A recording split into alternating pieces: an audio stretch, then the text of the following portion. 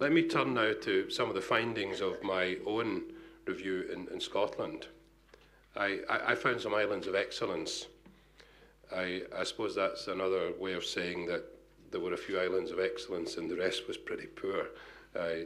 And let me say that probably there were three categories: islands of excellence, many areas where there was mediocrity and not a lot being done that you would regard as being outstanding, and then there were some real sort of spots of despair from the standpoint of what was actually going on in procurement. One very, very common theme was that procurement was undervalued.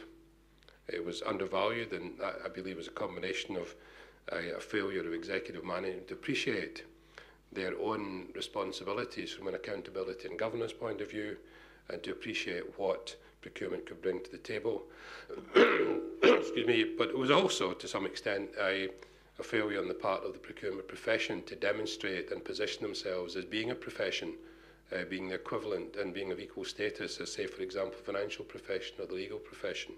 And I think the procurement body, SIPs and others, Society of Procurement Officers, and many other agencies that are associated with procurement have done a lot in the last year or two to have the profession recognised. But there still is this issue, I think, and it's reflected in resources. Important functions are invested in, important functions are given resource, important functions have good information systems. Functions that are not necessarily as highly valued have poor resources, poor skills, underinvested in, and that certainly was what I found in Scotland in the area of procurement. There was minimal strategy. I found one or two strategy documents, but very little strategy being executed, and there was minimal collaboration.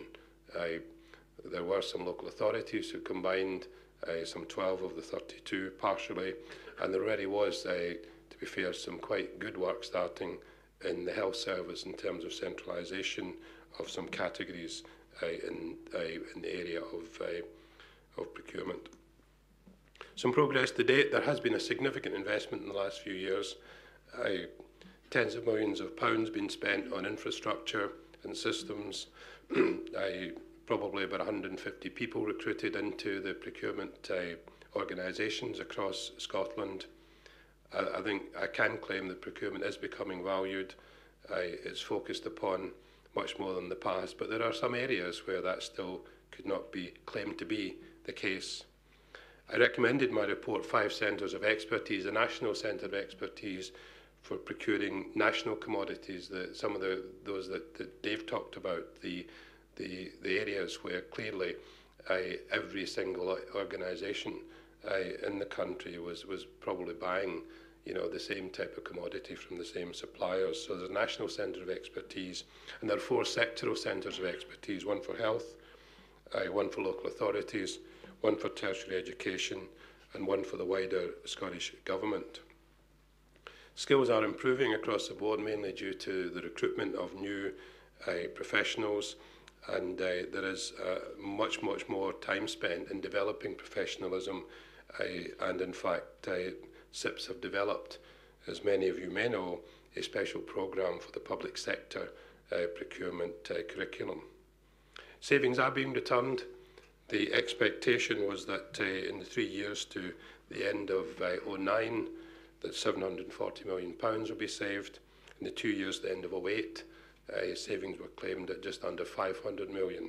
So I expect that the combination of the work that was in place before the changes that pursued my report were made, and those changes themselves will contribute to saving at least 700–800 million over that 3-year period.